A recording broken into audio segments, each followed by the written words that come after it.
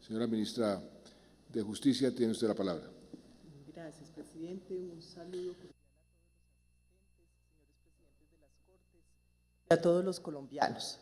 Señor presidente, para lograr un país justo, moderno, seguro, bajo su iniciativa se creó nuevamente el Ministerio de Justicia y del Derecho como el sector administrativo de justicia encargado de tener una interlocución permanente con la rama judicial. Junto a ese ministerio fue creada la Agencia de Defensa del Estado, que en su corta existencia ya ha logrado que el Estado sea absuelto por pretensiones superiores a los 700 billones de pesos, mostrando así unos resultados muy eficaces. También se creó la Unidad de Servicios Penitenciarios y Carcelarios para conformar todo este sector administrativo de justicia, que está encargada de la infraestructura carcelaria y del mejoramiento de las condiciones de las personas que están recluidas en los centros penitenciarios y carcelarios. Este nuevo ministerio está destinado a humanizar la justicia y ese propósito gira en relación con tres ejes. El primero, esa línea de acción es el modelo integral de justicia transicional, el segundo es la consolidación del Estado Social de Derecho y el tercero, la modernización y acceso a la justicia. En ese primer frente de justicia transicional se logró, en primer lugar, la promoción, acompañamiento y finalmente la expedición de leyes muy importantes en este camino que estamos recorriendo hacia la paz, anticipándonos a la firma del acuerdo para solucionar el conflicto y teniendo como eje fundamental y central a las víctimas. Fueron expedidas la Ley de Víctimas y Restitución de Tierras, fue expedida la Ley para los Desmovilizados Rasos y fue modificada la Ley de Justicia y Paz. Los decretos reglamentarios que han sido necesarios para la ejecución de esas normas también han sido expedidos, pero además le hemos acercado la justicia a todas las víctimas. Nos inventamos la Unidad Móvil de Atención a Víctimas que ha recorrido 17 departamentos y en un año ha atendido a 10,000 víctimas, oyéndoles todas las versiones en aquellos sitios donde no existe ni siquiera un juez. La justicia está llegando hasta donde ellos. Y en los centros de convivencia, de los cuales este gobierno ha inaugurado 16, presidente, hemos implementado el programa de reconciliación, todo con miras a lograr esa justicia transicional. En la segunda línea de acción, esto es en la consolidación del Estado Social de Derecho, hay varios aspectos que vale la pena destacar. El primero es el de las alertas tempranas. A través de la Dirección de Drogas se ha establecido un programa en unión de varias entidades del Estado, entre ellas la Policía Nacional. Este es un programa que permite, en relación con materia de drogas, alertar a la ciudadanía sobre los perjuicios que pueden causar. Ya se han lanzado 2 alertas tempranas en relación concretamente con el TUCB y el LSD. La tercera alerta temprana es la detección de ollas virtuales. Esa alerta sirve, de un lado, para que la ciudadanía se prevenga sobre los daños que se pueden generar, pero y por sobre todo para que las autoridades en ese programa de seguridad puedan a tiempo atajar esas situaciones que se están presentando.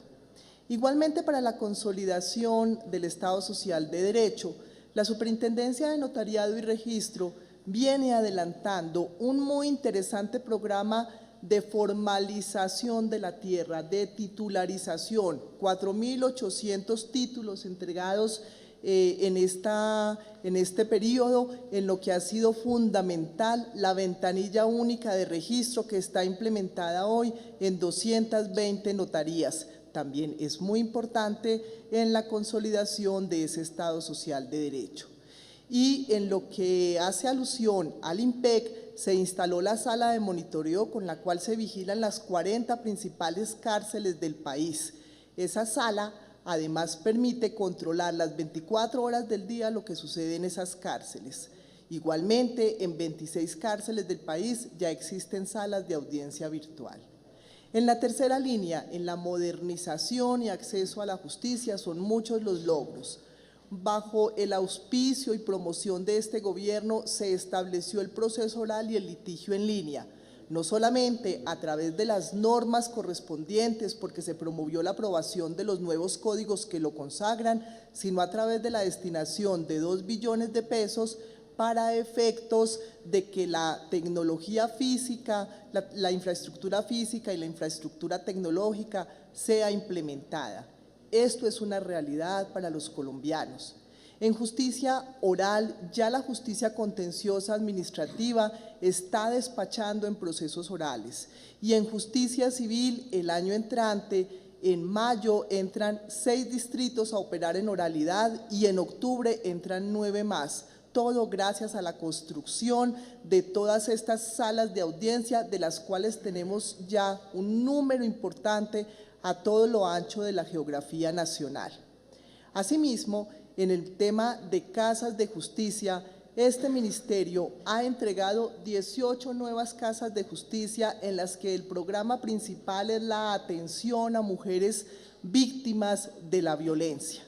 Todos estos programas consolidan las líneas de acción del Ministerio de Justicia, programas relacionados con la justicia transicional, la consolidación del Estado de Derecho, la modernización y acceso a la justicia, para que tengamos un país justo, moderno y seguro, que además se consolide con ese paso hacia la paz. Muchas gracias, ministra.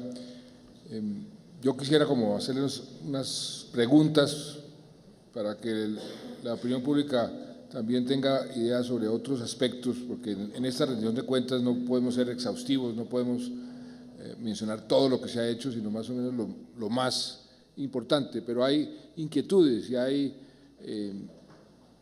interrogantes que la gente se hace. Uno de los problemas que tenemos, que ha estado en todos los medios de comunicación y que es una realidad, es el hacinamiento en las cárceles.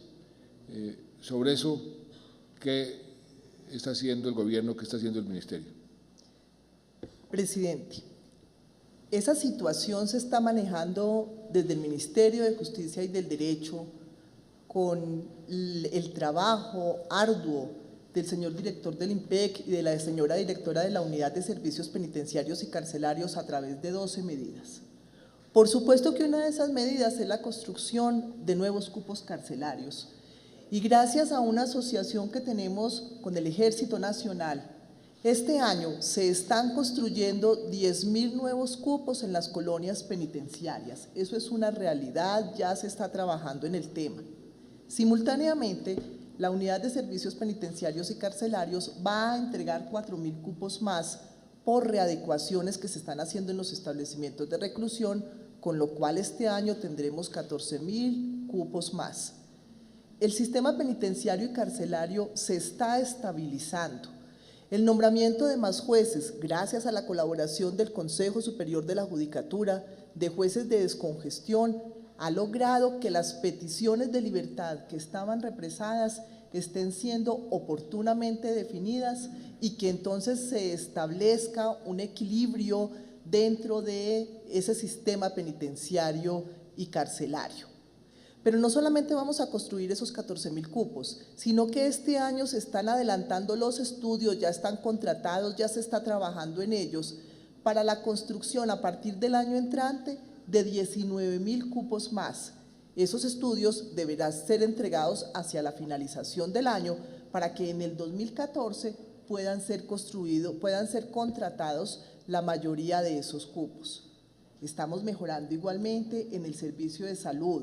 En este momento se está adelantando el proceso de selección abreviada para contratar EPS particulares que presten el servicio de salud de las cárceles. Esas, entre otras muchas medidas, están contribuyendo a solucionar la situación. Muy importante, porque ese es un problema muy serio que tenemos y un desafío muy difícil, pero que tenemos que solucionar hacia el futuro, porque es un problema que sin duda alguna está afectando todo el engranaje de la justicia y del Estado mismo. Otro aspecto que quería preguntarle, ministra, tiene que ver con un viejo anhelo personal y de mucha gente, y es el ejercicio de ir derogando leyes innecesarias. Hemos dicho que otros países, yo me acuerdo de un país específico, Suecia, dedicó un tiempo de su gobierno solamente a derogar leyes innecesarias. Y nosotros, cuando creamos el ministerio, que ese es un logro importante, la creación del ministerio y el restablecimiento, y aquí están el señor presidente del Consejo de Estado y el señor presidente del Consejo Superior de la Judicatura, y podrán dar fe, se restableció la armonía entre el Poder Judicial y el Poder Ejecutivo, armonía que contempla nuestra Constitución y que es absolutamente necesaria para que la democracia funcione. Eso yo creo que también es un logro importante. Pero volviendo al buen gobierno, derogar esas leyes innecesarias, obsoletas, ese ejercicio también haría mucho más fácil la administración de justicia y la administración del Estado en general. ¿Qué hemos hecho en ese aspecto, ministra? Presidente, a sabiendas de que usted tiene ese propósito claro de entregarle a este país un ordenamiento jurídico depurado, desde enero de este año el Ministerio de Justicia tiene ese programa como una de sus principales líneas de acción. Para el efecto, hemos establecido un cronograma con la vinculación de por lo menos 20 de las principales universidades con sus facultades de Derecho y de todos los ministerios. ¿Qué hicimos? Recogimos ya todas las normas, que esa era la primera etapa, que son unas 20.000, y esas normas, después de hacerles una revisión exhaustiva, fueron enviadas a las universidades y a cada sector para que ellos nos las devuelvan con sus estudios y análisis, con el fin de ver cuáles están derogadas, con el fin de ver cuáles resultan obsoletas. Quiero contarle que en este momento, presidente, ya tenemos un documento con 400 de esas normas perfectamente identificadas. Lo que pasa es que hemos decidido no presentar parcialmente al Congreso esas derogatorias, sino hacerlo en un solo paquete, y se presentará en marzo del año entrante. Porque según el cronograma, este es un trabajo de alta juridicidad muy especializado. Según el cronograma, las respuestas de cada sector y de cada universidad deberán estarse presentando hacia fines de este año, para que podamos construir el proyecto entre enero y marzo y presentárselo al Congreso de la República y lograr ese anhelo suyo y de todos los que están vinculados con los aspectos jurídicos del Estado de tener finalmente un ordenamiento jurídico depurado. Bueno, no, muy importante. Marzo del año entrante se va a presentar el paquete completo, para que, aquí está el señor presidente de la Cámara de Representantes, entonces llega como anillo al dedo. Le vamos a presentar un paquete muy grande para que el Congreso derogue, en lugar de apruebe, sino elimine una cantidad de leyes que, a juicio de mucha gente de estas universidades y del gobierno, van a ser leyes que sobran. Creo que eso es un paso importantísimo en hacer más eficiente el funcionamiento del Estado. Y la pregunta, por último, ministra, que se hace todo colombiano. ¿Qué se está haciendo para que la justicia, cómo está contribuyendo el gobierno para que la justicia sea cada vez más eficiente y donde el ciudadano se pueda considerar como más cercano a la justicia? Muchos ciudadanos ven la justicia lejana y ven que es difícil hacer uso de la justicia, se demora mucho. ¿Qué estamos haciendo en ese frente? Y yo sé que eso es algo que tenemos que trabajar muy de común acuerdo con el Consejo Superior de la Judicatura y con todas las Cortes, por supuesto, pero desde el punto de vista nuestro, ministra, ¿cómo estamos contribuyendo hacia ese objetivo que todos los colombianos anhelamos? Presidente, hemos contribuido de manera eficaz a lograr una justicia pronta y eficiente.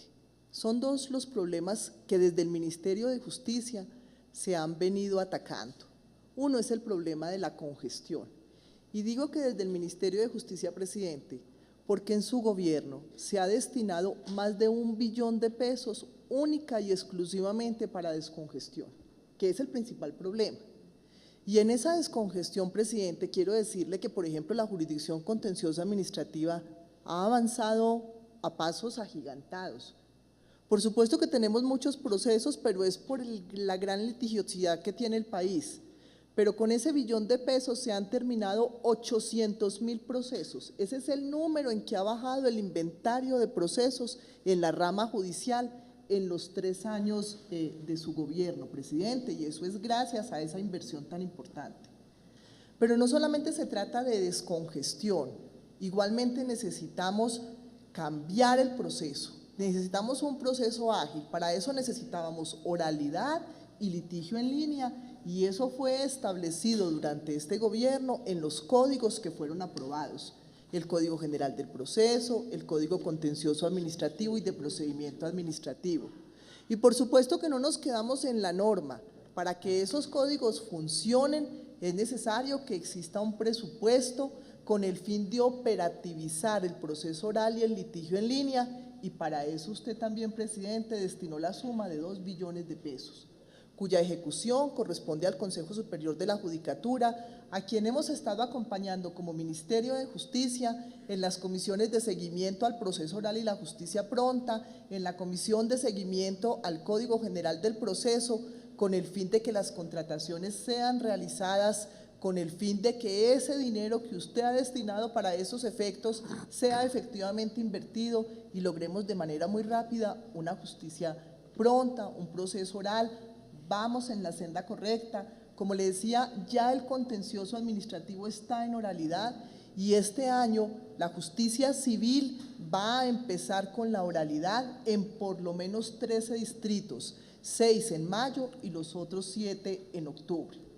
Pero como somos conscientes de que el país tiene una alta litigiosidad, desde el Ministerio de Justicia y en lo que le corresponde a este sector administrativo, estamos implementando programas de conciliación, 225.000 conciliaciones atendidas en estos 3 años.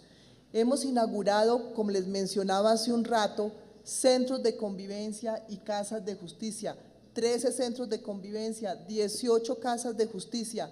En todas ellas lo que hacemos es atender al usuario que tiene un conflicto de carácter judicial y tratar de evitar que llegue a la justicia, porque esa es otra manera de descongestionar. Tenemos que sembrar una cultura de la amigable composición, de la conciliación, porque no todo tiene que ser solucionado yendo a donde un juez. Muy bien, muy claro, pero ahí hay que hacer un esfuerzo mayor, hay que avanzar. Hay muchos aspectos de la administración del Estado donde uno simplemente tiene que trabajar más porque aparecen más procesos, aparecen más demandas, entonces uno tiene que ir más rápido de lo que uno piensa que debe ir, porque para eso así es como va uno avanzando y no retrocediendo.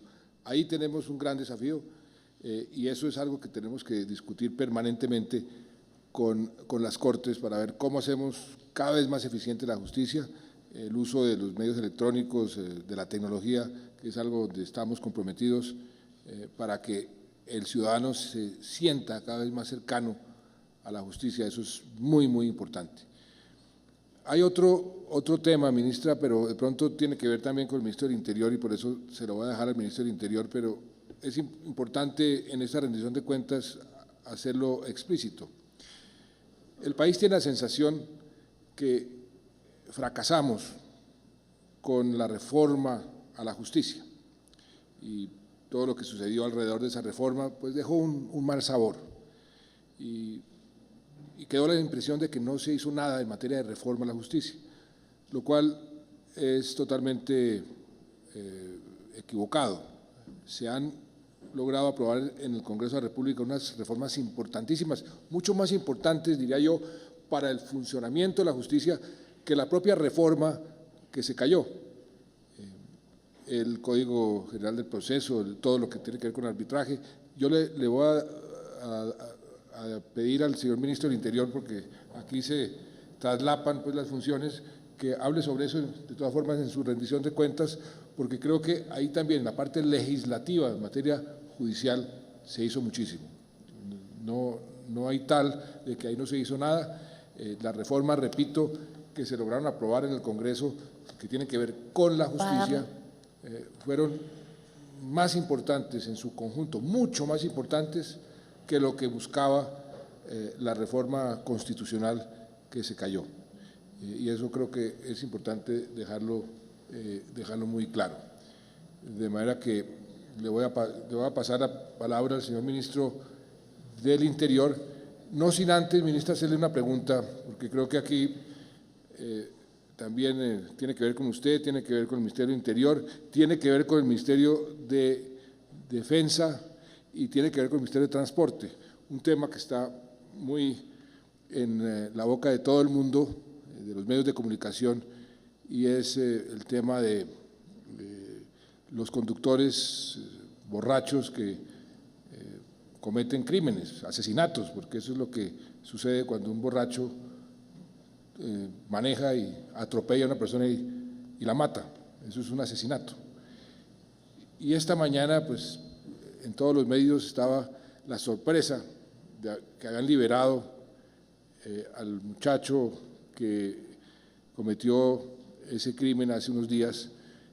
La juez salió y dio una explicación en derecho, por qué, y tiene que ver mucho también con la congestión en las cárceles, quién debe ir a la cárcel mientras lo juzgan. Que no lo hayan metido a la cárcel no quiere decir que sea inocente, ni mucho menos, eso es muy importante que quede claro. Mientras lo juzgan, la juez consideró que no era necesario mantenerlo en la cárcel. Pero el tema de fondo es cómo hacemos para ser mucho más efectivos en prevenir ese tipo de crímenes, de delitos, porque es un crimen, es un delito. El asesinato con un carro de una persona embriagada es un delito, un crimen. ¿Cómo podemos prevenir?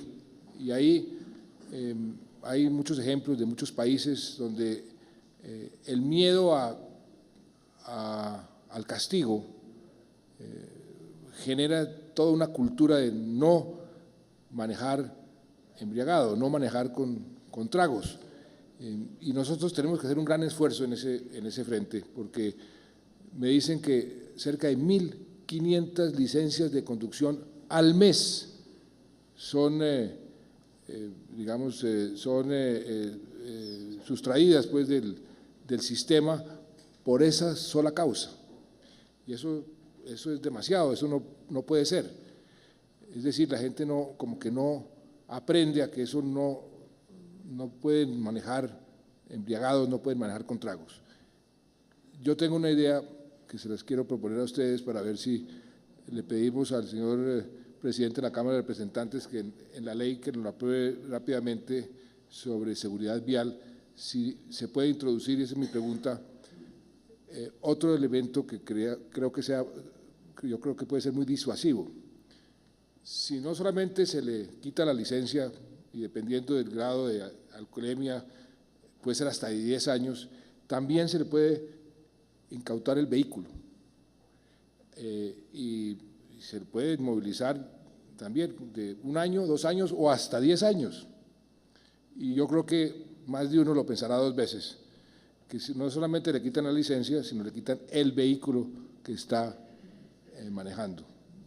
¿Por qué no estudiamos eso para introducirlo? Aquí tengo el viceministro de Transporte, que yo creo que podemos, dentro de la ley, introducir algo en ese sentido, y eso sería un elemento de disuasión, yo creo que muy fuerte, para evitar este tipo de homicidios que representan la segunda causa de homicidios en el país. Es impresionante la cantidad de gente que muere atropellada por gente que maneja embriagada, y eso tenemos que combatirlo a como dé lugar.